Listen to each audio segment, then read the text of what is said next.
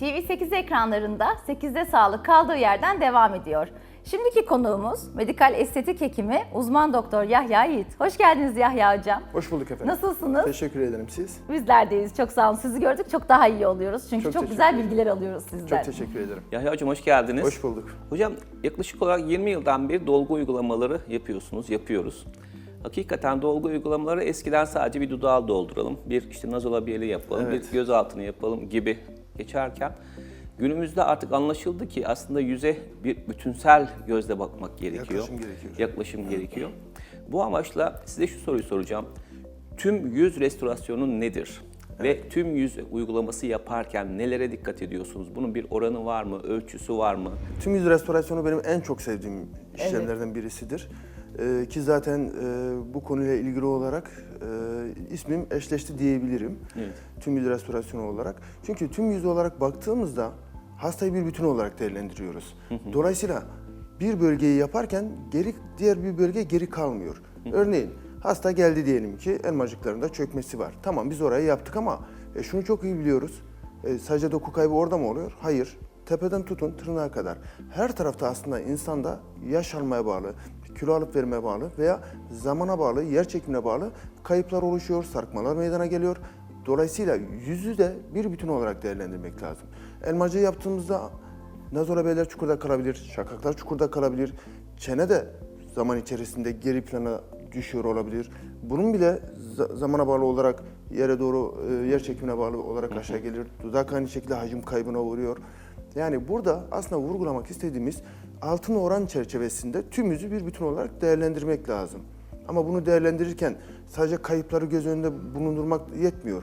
Çoğu zaman siz de bilirsiniz ki kişi daha doğrusu çene geriliği vardır veya hastada arka elmacık yok gibi çok düzdür veya yüzü çok uzun görünüyordur veya alt tarafta geniş görünüyordur veya bağ dokusu çok zayıftır. Onun için ekstradan işlemleri gerekebilir.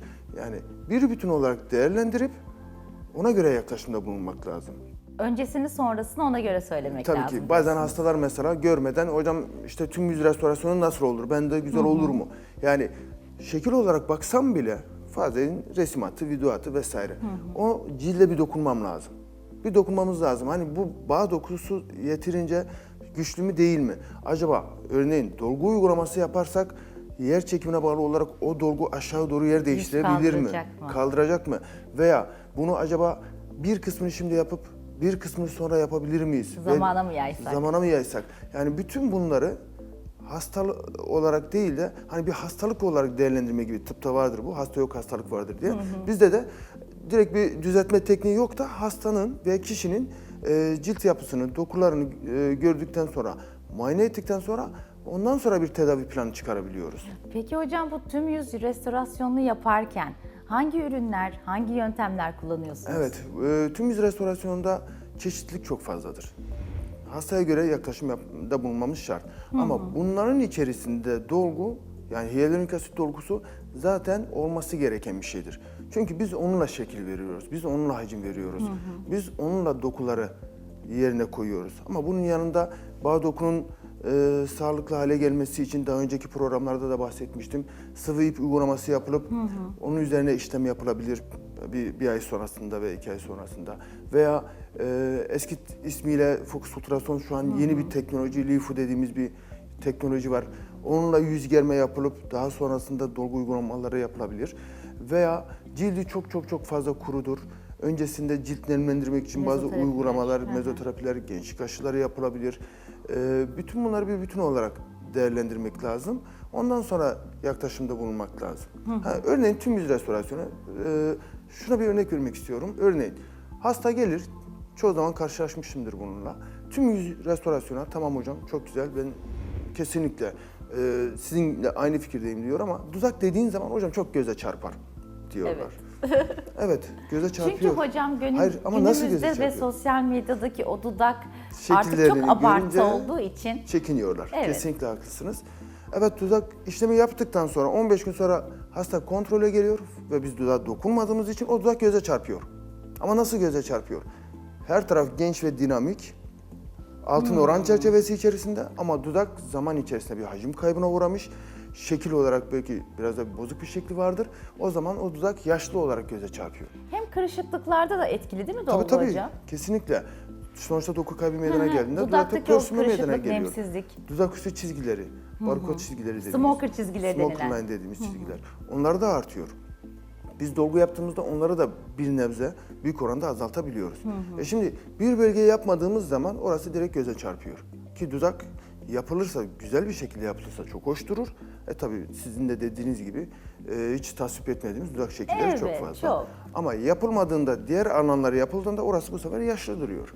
Haklısınız orada. Hocam şimdi şöyle, hyaluronik asit dediğimizde aslında belki pazarda 100'ün üzerinde marka var. Bir sürü hyaluronik asit var ve bunların içerisinde hani fiyatı 1 lira olan da var, fiyatı Kesinlikle. 100 lira olan da var. Kesinlikle. Yani ve bu noktada da ciddi komplikasyonlar, ciddi problemlerle Kesinlikle. karşılaşılıyor. Çok Yani karşılaşıyoruz. bu işi gerçekten sık yapan sizler gibi değerli hekimlerin elinden çıktığında sorun yok ama diğer şekilde ucuz ürünlerle de bir sürü problemlerle karşılaşılıyor. Kesinlikle.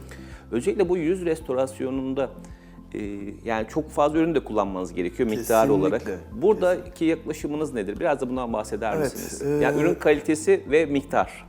Şimdi miktar olarak baktığımızda yüzün ihtiyacı olduğu kadar. Evet. Yani ben bir hayal kuruyorum. Önce zaten tüm yüz restorasyonu yapabilmek için hekimin önce ben nasıl bir yüz ortaya çıkaracağım? Önce onu bir hayal etmesi lazım. Evet. Bir planlama yapması lazım. Bir mimar gibi bir çizim yapması lazım kafasında. Bunu yapabilecek hekim de yani zaten belli bir tecrübeyi zaten edinmiş olması lazım. Yani yeni işe başlayan ve tüm yüz restorasyona hiç girmeyen bir hekimin kalkıp da ben tüm yüz restorasyon yapacağım, bir anda işte şu kadar dolgu kullanacağım demesi zaten mümkün değil. Yani onu hayal bile edemez. Biz de ilk başladığımızda tüm yüz restorasyonlarını hayal bile edemiyorduk. Çünkü hep şunu derim, mesela dudakta 1 ml dolgu güzel yapılmadığında, düzgün yapılmadığında bile direkt karşıdaki kişinin gözünü tırmalıyor. Çok abartı oluyor. Şimdi tüm yüzü düşünün, kullanılacak dolgu miktarını düşünün. Orada 2 ml ve 3 ml'i biz yanlış bir noktaya koyduğumuzu düşünün. İnsan yani gerçekten çok kötü bir duruma düşebilir. İşte onu öncelikle bir tecrübe gerekiyor. Kalite bizim için çok çok önemlidir. Hasta çoğu zaman hastaları geliyor, bir gözaltı yapmıştır, bir dudak yapmıştır. Ne kadar yaptın? Şu kadar. Bakıyorum yani fiyat olarak çok çok uygun ama hastanın ya göz altında topaklanma olmuştur. Tabii. Ya torbalanmalar meydana gelmiştir. Dudakta aynı şekilde eritmeye çalışıyoruz, çoğu zaman erimiyor da. Yani o kadar ki kalitesiz ürünler. Bunu tüm yüzde düşünün. Tüm yüzde böyle kalitesiz bir ürün kullanıldığını düşünün. O zaman artık komplikasyon kaçınılmazdır. Kesinlikle. Yani bununla ilgili şöyle söyleyebilirim. Çok hasta geliyor. Çok karşılaşıyoruz. Artık emin olun birkaç kez eritme yöntemine yoluna gidiyoruz ve elimize bir şey gelmiyor. Kesinlikle. En sık karşılaşılan durum da 3 ayda bir, 2 ayda bir veya 1 ayda bir orada inflamasyon meydana geliyor. Yüzü şişiyor hastanın. Sonrasında da hocam Aylar işlemden sonrasında, yıllar da. sonrasında. Tabii. Ve tekrarlıyor bu. Hasta geliyor, şimdi başka bir yerde işlem yapmıştır. Ben 6 ay önce işlem yaptım, benim yüzüm gözüm halen şişiyor. Niye? Çünkü inflamasyon gelişiyor. Oradaki ürün toksik bir ürün. Vücut bunu kabul etmiyor. Kabul reaksiyon etmiyor. veriyor. Evet. Buna reaksiyon veriyor. Ne yapıyoruz? Eritmeye çalışıyoruz. Erimiyor da. Artık yani o kadar ki kalitesiz bir ürün. Ne yapıyoruz? Bu sefer bunu baskılayacak, bu inflamasyonu baskılayacak ilaçlar veriyoruz. 2-3 gün sonra yavaş yavaş düzelmeye başlıyor. Aradan 1 ay geçiyor, tekrar aynı sıkıntı. Şimdi hangi para, hangi bütçe bizim sağlığımızdan daha önemli olabilir ki? Kesinlikle. Görüyoruz, reklamlara da çıkıyorlar. Bir dolgu şu kadar. Mümkün evet. değil, maliyetimizin çok çok altında. Ama bunu göz önünde bulundurmak lazım. Evet, biz Kesinlikle. alamıyoruz onları. Aslında Kesinlikle. 8'de sağlık seyircilerimize buradan sizlerle de söyleyelim. İyi hekim mutlaka kaliteli Kesinlikle. ürün kullanır. Gerçekten bunu unutmayalım. Çok ucuza yapılan şeyleri bir karşılaştırma yapalım. Diğer taraf neden bu kadar pahalı? Aynen öyle. Değil mi hocam? Bugün bir çanta bile aldığınızda yani 1000 liraya da var, 100 bin lira, 500 bin liraya da var. Yani bunu ne istediğinle alakalı. Tamam eşyada ucuzunu isteyebilirsin ama sağlıkta ucuz isteyemezsin, kalitesizi isteyemezsiniz. Çünkü bu sizin sağlığınızdır. Yani üzerine basa basa bunu ısrarla söylüyoruz. Evet. Yani çok kalitesiz ürünler ne yazık ki Fatih hocamızın dediği gibi var. Yani bidonla dolgular alınıyor. Bunları bile duyduk. Ya. Yani kiloluk dolgu alınıp içinden çekiliyor. Bunlara şahit olduk. Yani bunları duyuyoruz. Yani gerçekten işler acısı bir durum. Dolgu size özel açılır Kesinlikle. bir emel olarak. Kesinlikle. Öyle 5 ml'dir, 4 ml'dir değil. Öyle bir şeyler yok. Yok, Evet. 1 ml'lik dolgudur, kişi başı açılır. Gerçekten yine böyle en ince noktaya kadar konuştuğumuz bir program oldu.